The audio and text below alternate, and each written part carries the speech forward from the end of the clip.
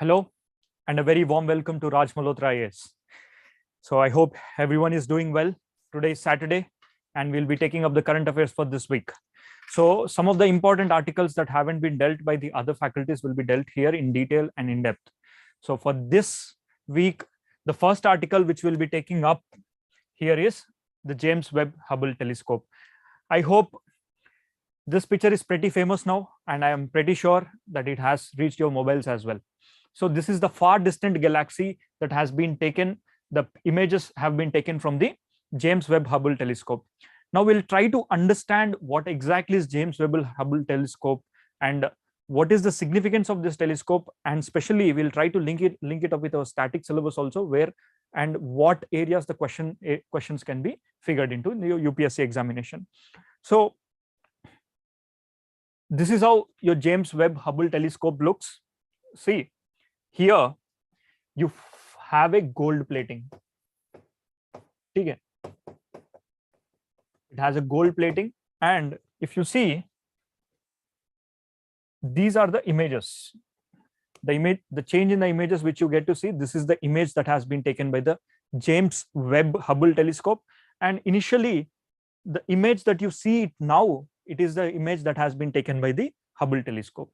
Now, what is the difference between Hubble Telescope and what is the difference between Hubble Telescope and the James Webb Hubble Telescope? This is what we also should understand. And we should also understand the significance of this and also try to link up what exactly are the new innovations which we are going ahead into, right? So firstly, let us quickly discuss what is this James Webb Telescope, and then we'll move ahead. Firstly, it is a telescope, right? It is just a telescope. Now, what does a telescope do? What does a telescope do? Can anyone?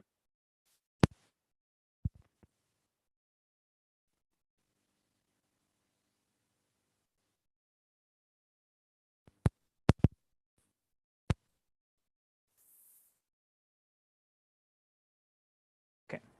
See, I already have comments here. Telescope does see the largest farther distances. Yes. See, before that, let's clear some basics.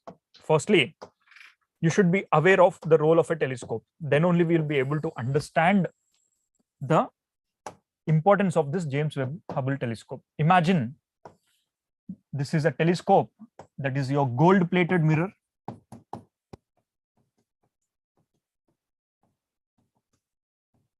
Imagine this is all plated by the gold of the Hubble Telescope. This is how your telescope looks, and this is plated by gold. And imagine this is the sun. Okay. It is this earth which is rotating, right? But the light of the sun, it is always present, isn't it? The light of the sun is always present in the space. It is only the earth which is facing towards the sun which will see its light, and the part of the earth which is not facing towards the sun, it will not see its light. But if you put a telescope where it can see the light all time and put it stationary, which it can view the farther distances, then it can always take an image, right? So now the role of a telescope is to capture the far-reaching light,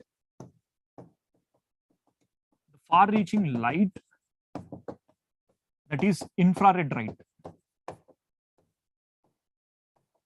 Infrared light, if this falls onto the mirror and then reflects, imagine this is how your telescope looks, right?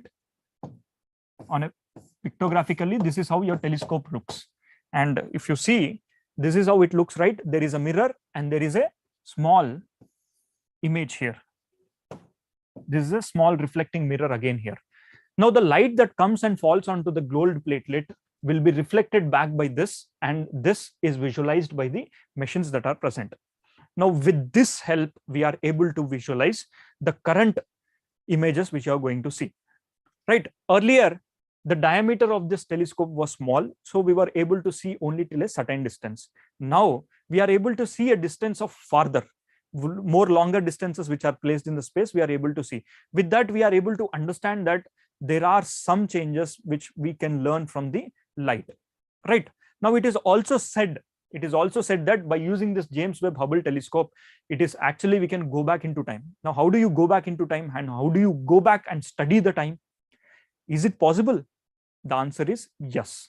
See, for this, you have to understand a concept called Big Bang theory. Before that, let's quickly once look into the working of this telescope. Now, imagine any light that is older. If it is more older, the range of light falls into the infrared rays. And the rays that comes from the far-reaching solar places, that will be of the infrared light, right? The light is always present, and we only see the light during the day. During the night time, we are not facing. But if you put an space object into that light, always which is visible, then the light that is coming from far-reaching areas, miles, millions of kilometers of light years, if that is light is coming, that will be of infrared light, right?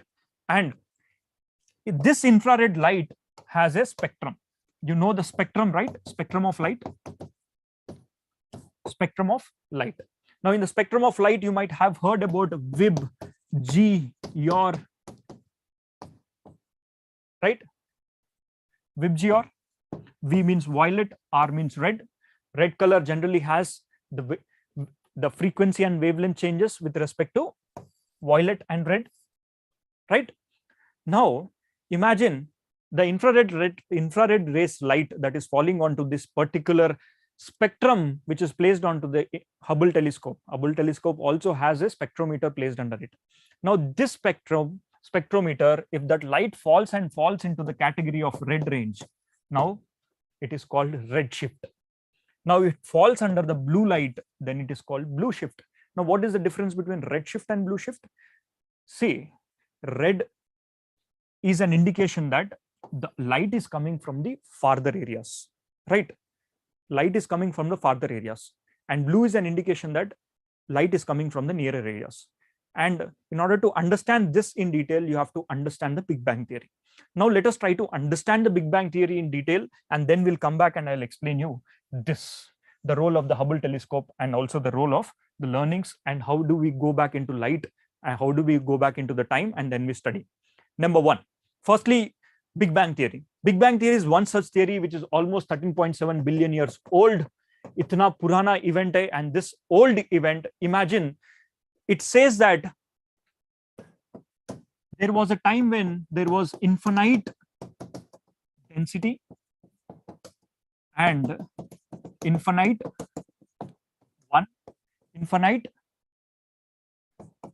temperature and small volume. Right? These were the three conditions for the Big Bang theory.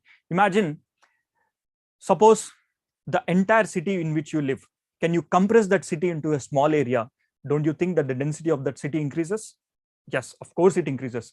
On a similar level, if you also bring in large area into a small volume, the density of that area increases. In simple terms, imagine you are sitting in a room and that room is filled by 500 to 1,000 odd people.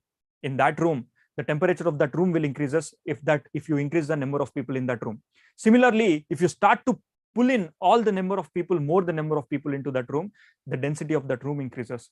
Now, just apply this small analogy onto a greater level. Imagine you wanted to crush the earth into a single point of this size, itna chota size, right?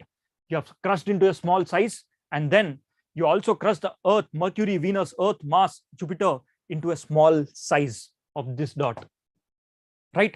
And it was said that 13.7 billion years ago, the entire universe was under a tiny dot which has infinite temperature and infinite mass as well as infinite density. Now, this tiny particle size matter, tiny particle size, it is as small as this size, it got bursted out. And that's when it bursted out, the temperatures were huge. And over a period of time, the temperatures cool, and slowly the collection of particles, which are called planetesimals, they came together and turned out to be a planet. Okay? Today, this is our Earth, and you have your sun, right? And you have various planets in and around, right? And it is said that the entire universe came out from a single point, that is your Big Bang, when the event of the Big Bang took place, right? After the Big Bang event, it is said that the entire universe has come out from this place, this particular point itself. That means the Mercury, Venus, Earth, Mars, Jupiter, and the extraterrestrial bodies or extra celestial bodies, whatever are there, they all belong to one single family. Now, when this blast took place, it is said that for the first few 3 lakh years, there was so much of dust, and the dust got settled. And slowly, when the dust got settled, what are the rocky particles that were left? They started to agglomerate together each other. Slowly, all those particles which came together, suppose there were millions of small particles, and all these particles, they tend to come together, and they finally formed a big mass. Now, these big masses, they turned out to be planets. In simple terms, this is your Big Bang theory, right? It is not just these planets. Away from planets, if you go, there is a different galaxy. Galaxy is nothing but collection of stars. Today, sun is just a star, right? Like that, like the sun, there are millions of stars which you'll see in the sky. That means there is a possibility of millions of planets in that galaxy, right? Similarly, collection of stars is nothing but your galaxy. And one such galaxy has been viewed by your Hubble telescope, right? This is one of a galaxy. This is one of a galaxy which has been viewed from your Hubble telescope. Earlier, the images were not clear, but by this telescope, we are able to see this. And it is said that the galaxy which Hubble telescope has seen, it is as old as around 13.2 billion years old. That means our Big Bang event took place around 13.7 billion years ago, and it is said that the galaxy which we are seeing, it is 13.2 billion years. That means we are able to look back into the time. This is what the meaning of looking back into the time with respect to the James Webb Hubble telescope.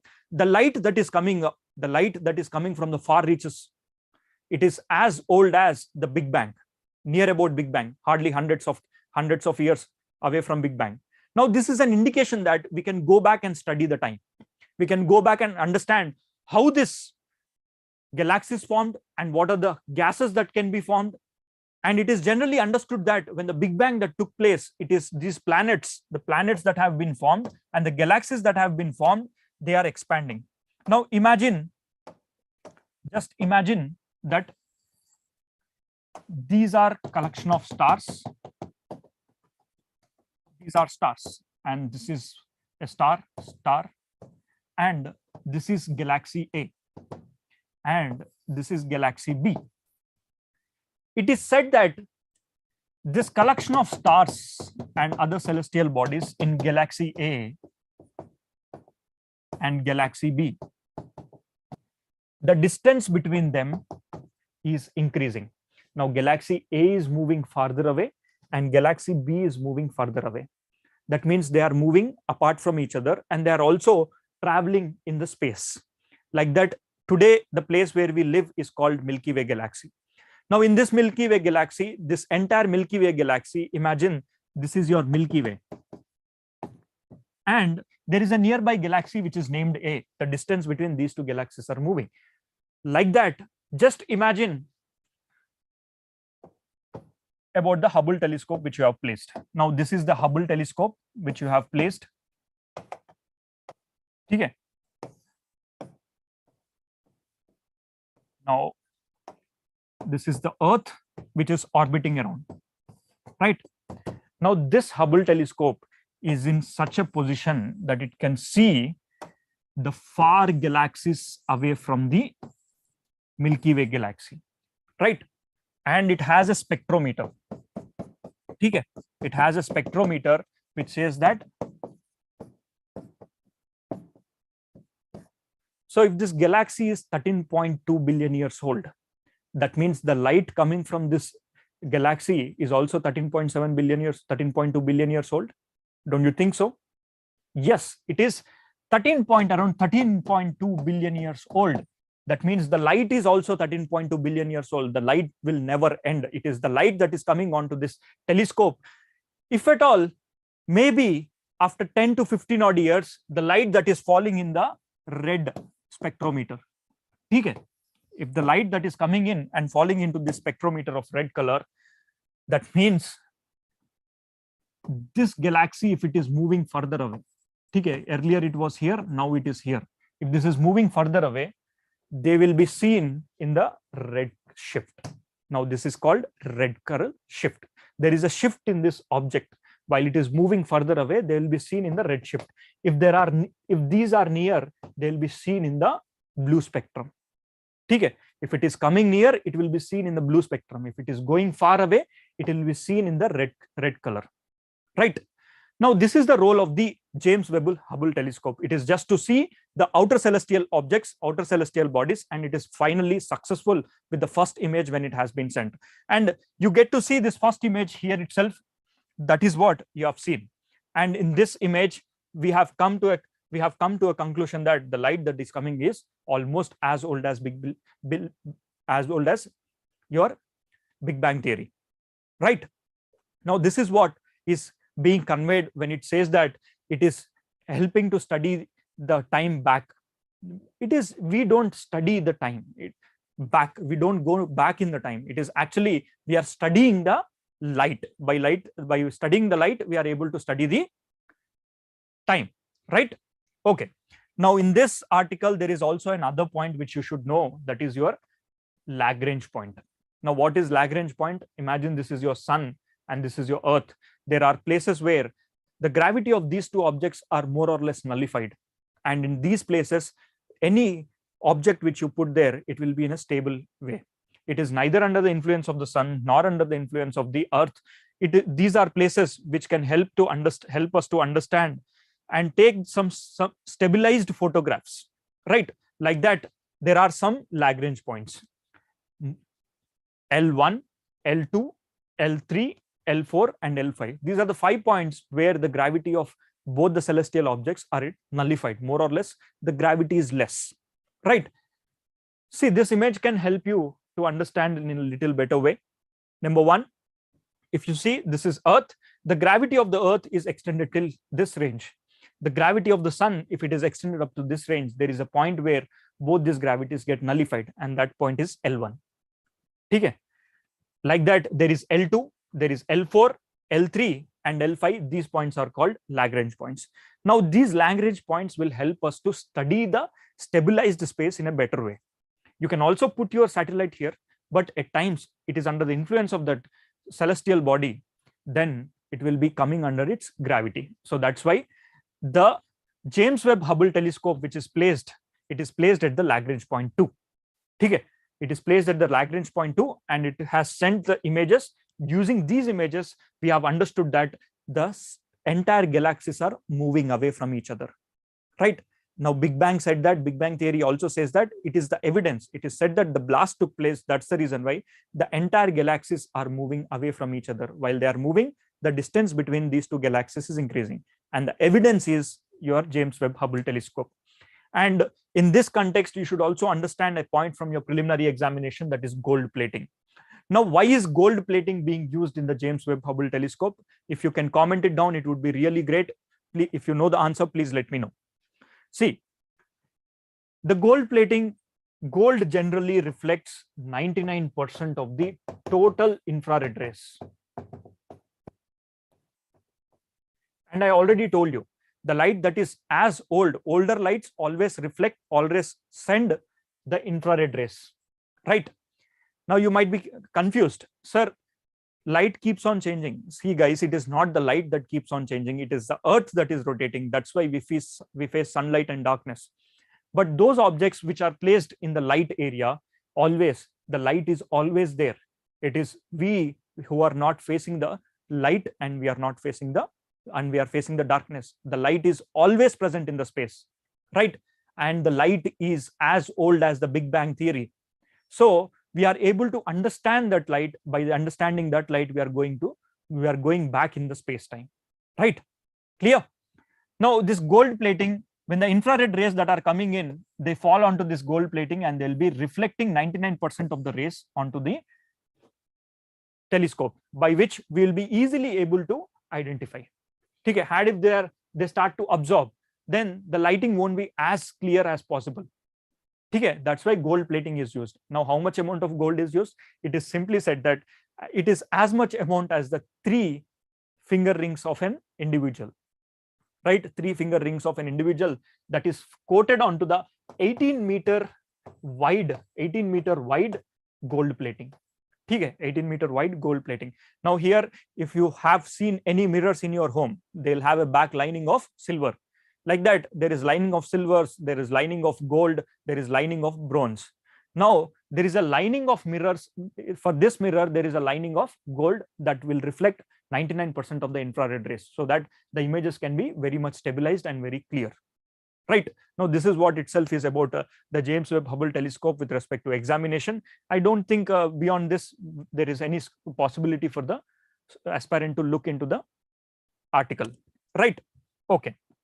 Now let's go to the second article. Our second article is about the debate over the Forest Conservation Act. Okay. I am pretty sure that these acts have been revolving in and around your current affairs area. And this is an article that has come up in the Hindu newspaper. It says that the debate around the forest conservation rules. So in the recent times, the government of India has notified that the forest conservation rules जो है वो amend किया गया. Amend in the sense they have been changed. It is just simply a rules. By a notification it can be changed. Right. Now, what are these rules? Why have they changed? If at all they change, how is it going to get impacted? We'll be trying to understand in different angles. Right. Firstly, you have to understand these are the rights for the conservation of a forest. Now, forest conservation can be done in various ways. Before that, first understand what is a forest and what are the types of a forest. So by the new definition of a forest, there is firstly, let me tell you, there is no clear-cut definition of a forest, but what are the definitions that are available? With that, we'll try to understand. Now, an area, if this is an area,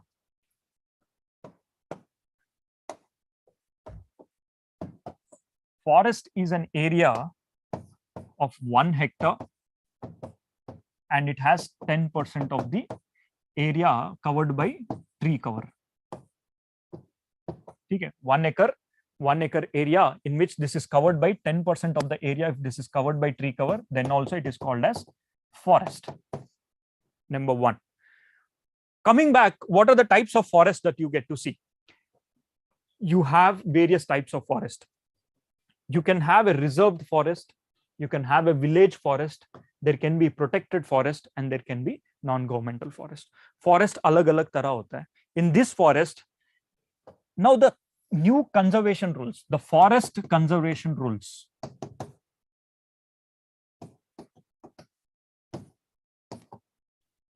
Of 2022, what they said is that if at all you wanted to make any changes, convert the forest land into a non-forest purposes. Now, what are these non-forest purposes?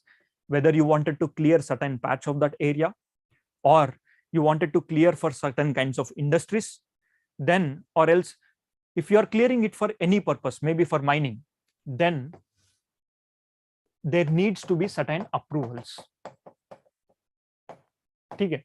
Now, this entire, any part of this area, if you wanted to convert into a non-forest land, earlier there used to be approvals. And in the forest, most of the residents or habitats were traditional dwellers, Dalits or Adivasis, or even the scheduled tribes and scheduled caste people. Right? These are the people, the section of the people, it is generally the largest population share is there. For that, in order to understand this, we should also go back and understand the Forest Rights Act.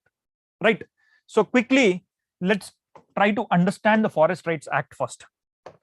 See, in the Forest Rights Act, it is one such act which also gives you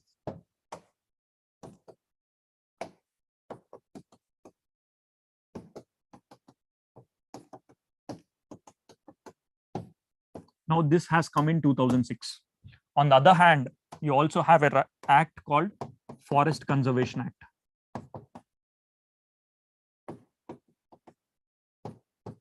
This is an act which came up in 1980. Okay. This is an old act. This is an old act. Let's try to understand in detail.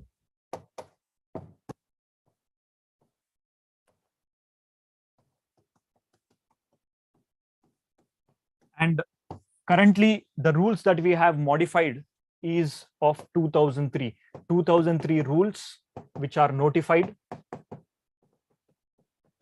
We are changing these rules under the 2022 Forest Conservation Act rules. Now, these rules have been changed and the new rules are brought.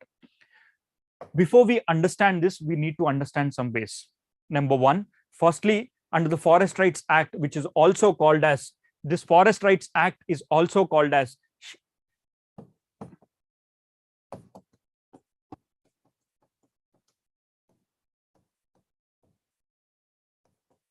other traditional dwellers, scheduled caste and scheduled tribes, scheduled caste, scheduled tribes, and other traditional forest dwellers recognition.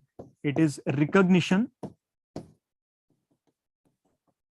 of forest rights. Now, this is the full form of the Forest Rights Act. In simple terms, it is also said as the Scheduled Tribes and Other Traditional Forest Dwellers Recognition of Forest Rights Act of 2006. Now, this act, when it came into picture in the year 2006, it is said that it will give one, livelihood rights. Okay. Number one, you will be given livelihood rights, and you will also be given this livelihood rights along with land rights. ठीक है, उनको livelihood rights भी दिया जाएगा, land rights भी जाएगा. For who? For the scheduled caste, scheduled tribes, and other traditional forest dwellers. Now, who are these people? These people are nothing but whoever is residing in that particular area of the forest area for the past 75 years or for the past 3 generations. Okay. For the past 75 years or for the past 3 generations, whoever are residing in that particular area, they are called as scheduled tribes and other traditional forest dwellers. Now, for them, the protection is there, right? Now, this protection is given under the land and livelihood rights, and these rights are given to both individual and as well as community as well.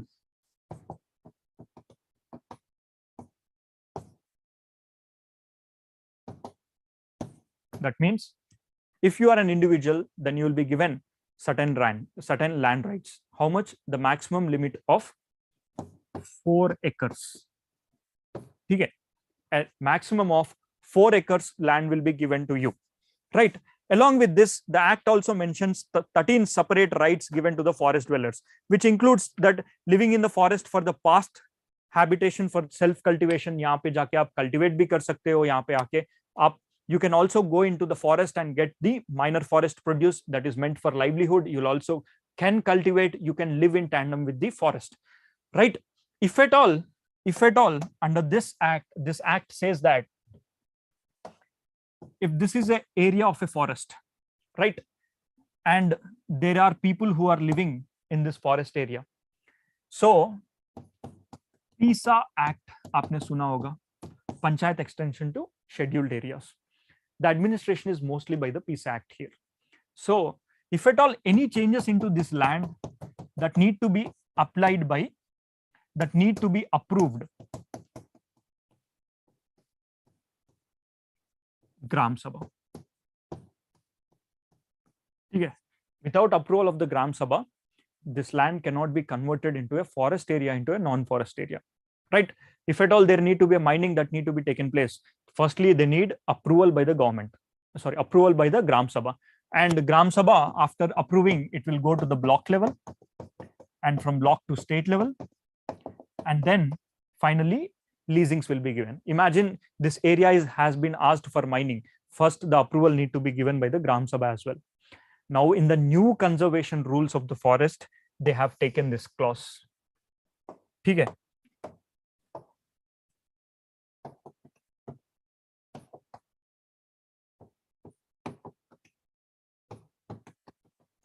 The Forest Conservation Act rules of 2022. Now they have taken off the clause of the Gram Sabha. Okay, it is said that if at all a land need to be converted into a forest area, into non-forest area, no longer Gram Sabha approval is required. It is actually the localized people who get affected more whenever there is any activity that is converted from forest into a non-forest. Now, the first rule is no consent.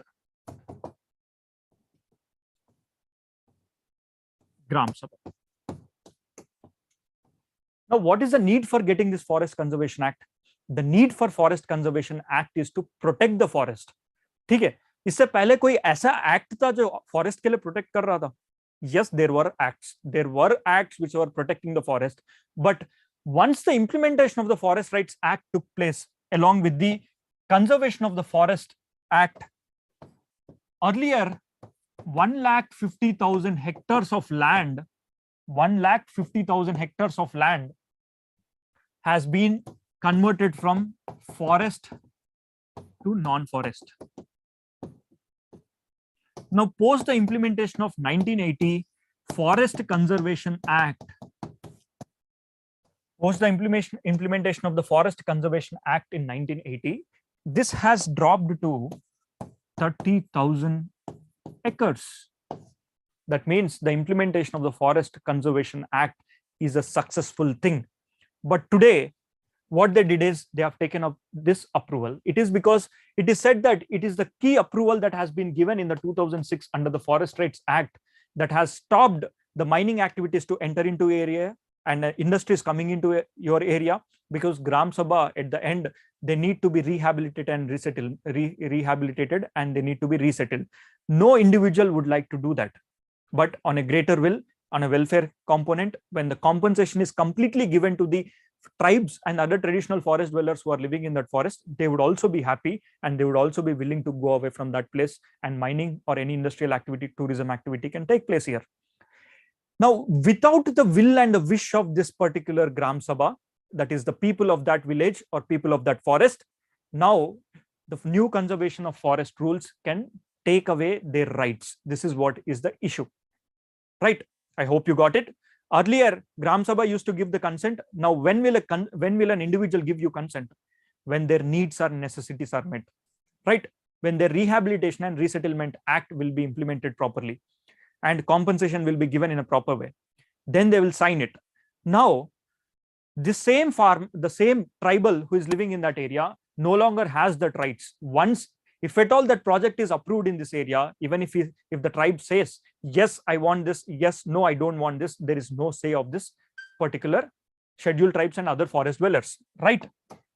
And it is said that the implementation of the Forest Conservation Act has also reduced, because earlier in the year 1952, when we got the forest policy, or Indian forest policy, the aim of the Indian forest until before the independence was always to exploit.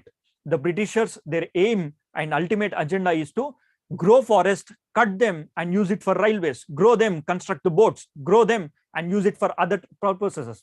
Their intention was never to conserve the environment. Their intention was to exploit the forest. But post the 1952, our intention was converted from exploitation to effective utilization, living in tandem, sustainable development. Now, in this context, what happened is that we have brought in more number of laws. One such law is forest conservation, because until 1980, even after the independence, the implementation of the forest laws were not as it was taking place today.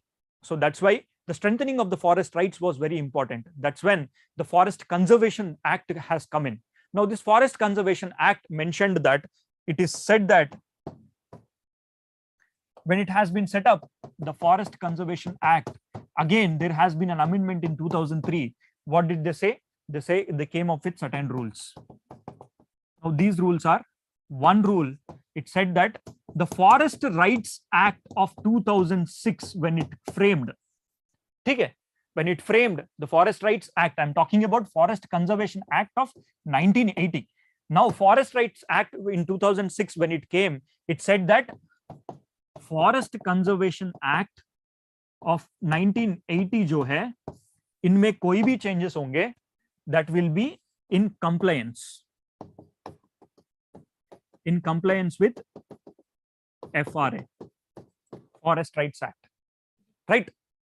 Now, the first rule they have broken is under the Forest Conservation Act of 2022 new rules, they have strike this off, right?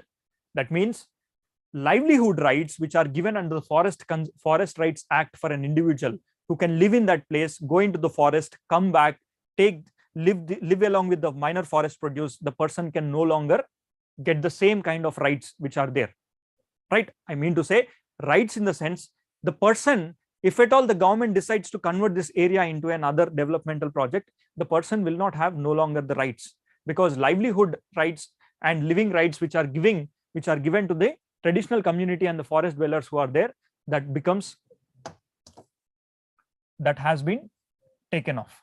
Right. Now, this is the first controversy. Now, coming to the second controversy, it is said that the forest conservation rules, which has already delinked, now what kind of impacts that you can get to see? It is said, see,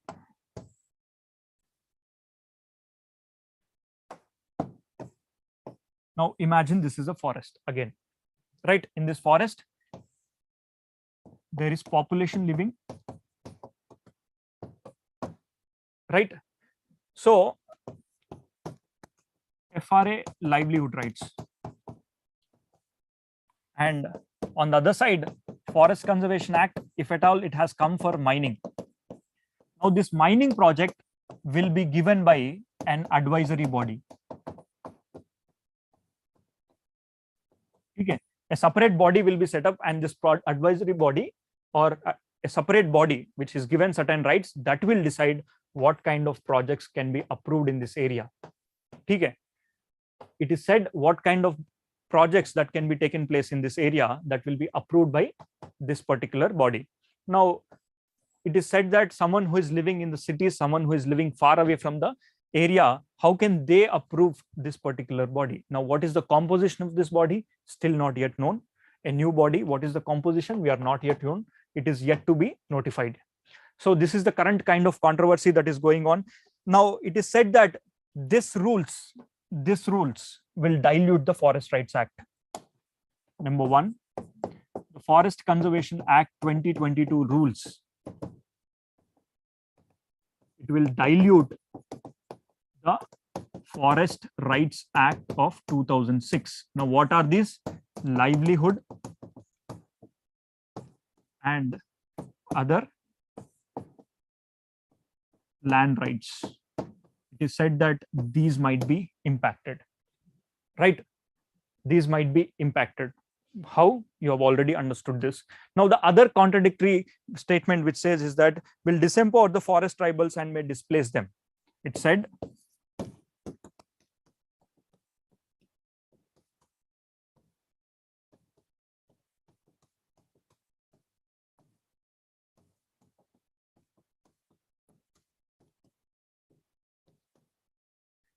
it will disempower the tribes and displace them. How is it going to disempower them? It is disempowering by taking off the compliance.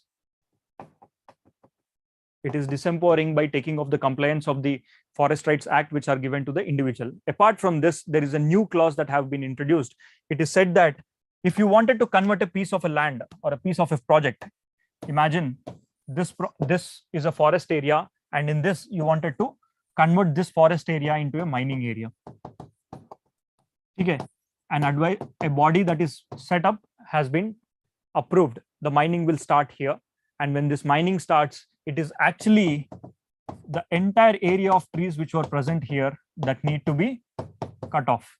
For this, there is an act called Compensatory Afforestation. Compensatory Afforestation Act.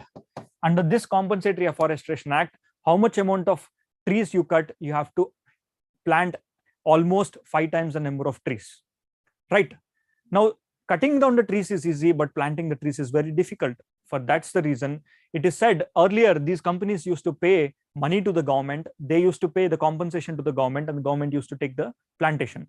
But now the new rules have notified that a separate agency will be set up. Agency, which is a private agency.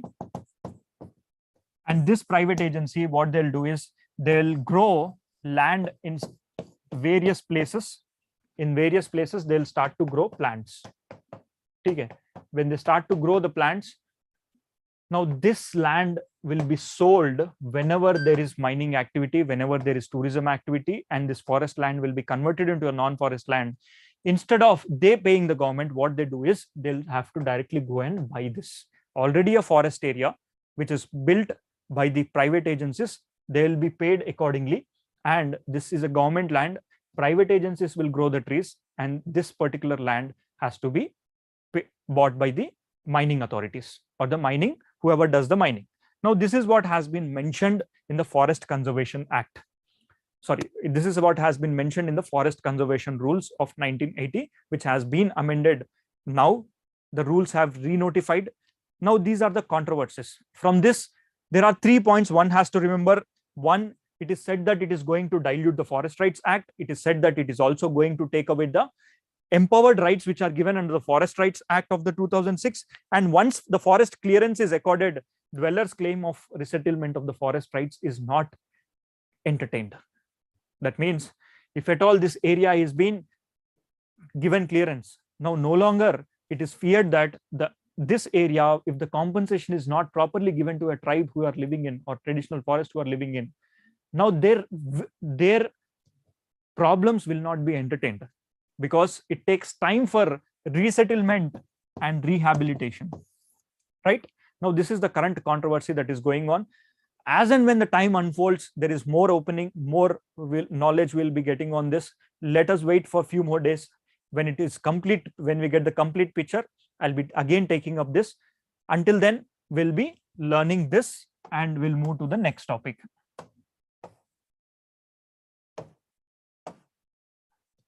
Okay, coming to the next article. Here you have an article which talks about the population. One, it is said that India is said to beat China in population, that is UN report. And the other one, it is said that the diminishing demographic dividend.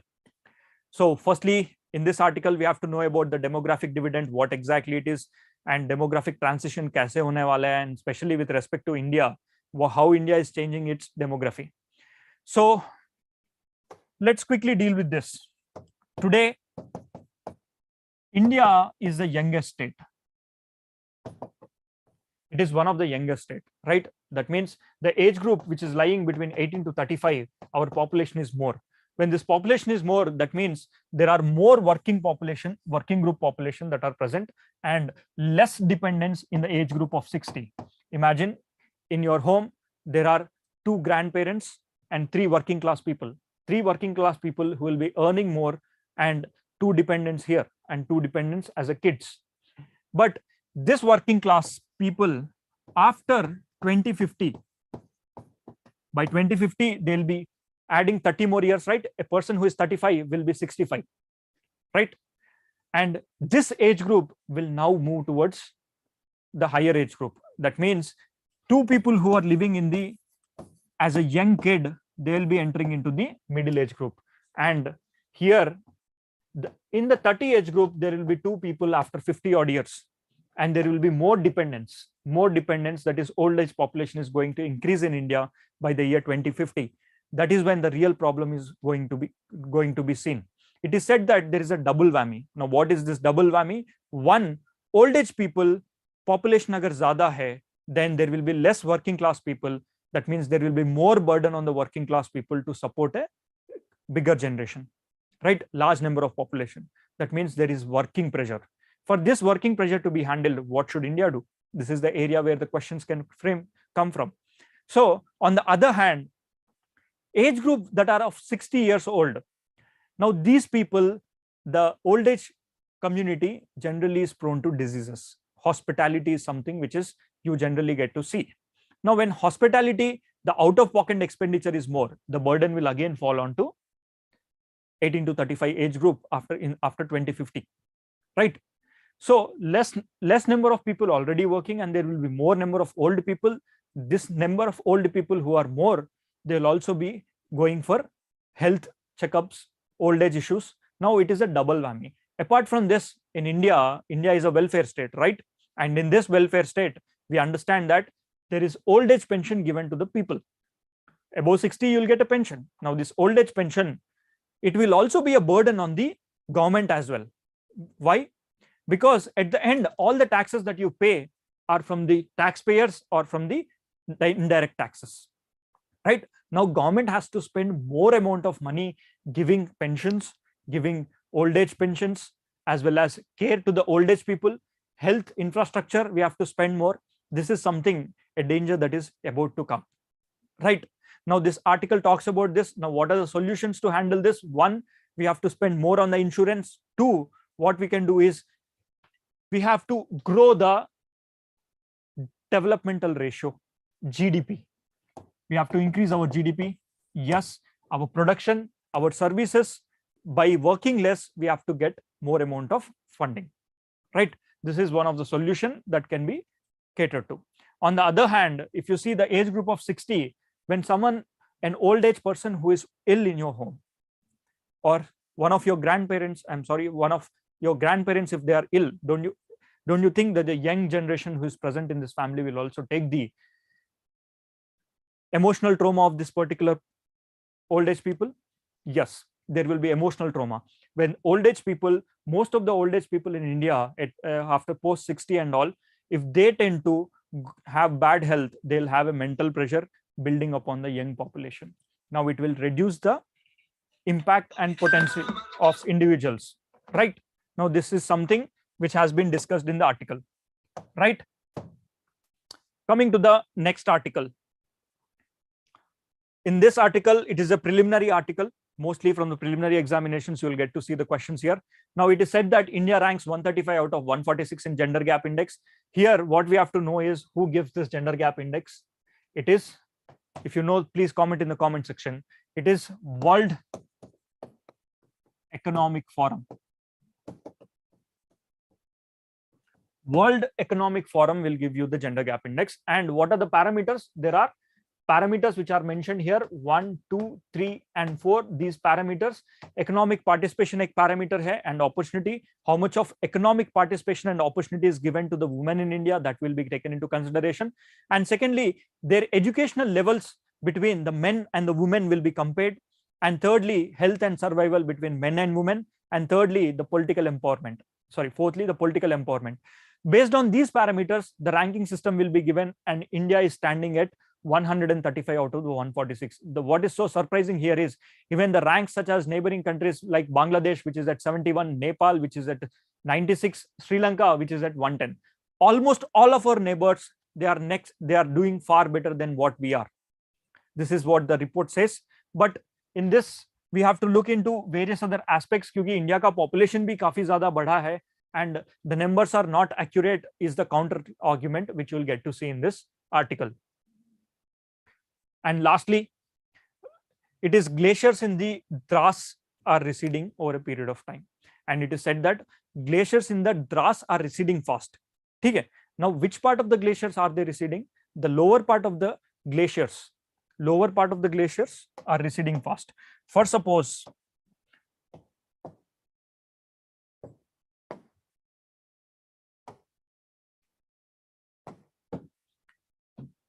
imagine this is a glacier. Okay. Glacier, generally, if there is more amount of temperature that is given, it will start to melt. Now, if it starts to melt, the river flows. At some times, the flow of the river will also increase. We generally think that it is good, but it is not actually good to the community. Why? Because glacier melting is a natural process. In the morning time, during the time of the day, the melting takes place, and at night time, there will be snow happening, and the glaciers has a stability. But when glaciers started to melt with varying rates, it is said that the lower part of the glacier, it is melting fast, and the upper part of the glacier, it is melting slow. Now this is an indication of climate change. Why? It is said that the research says that Dras sector में जितने भी glaciers है, they are being melted fast at the lower end. Why they are melting? It is said that vehicular pollution.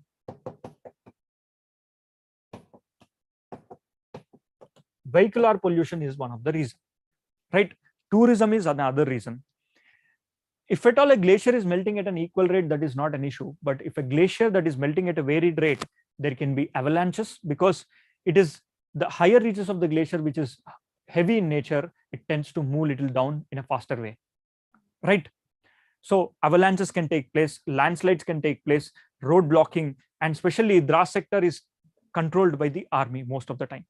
And there is army population too huge. It is bordering with the neighboring borders, neighboring countries. So it becomes very important to understand the melting of these glaciers. And this article says that,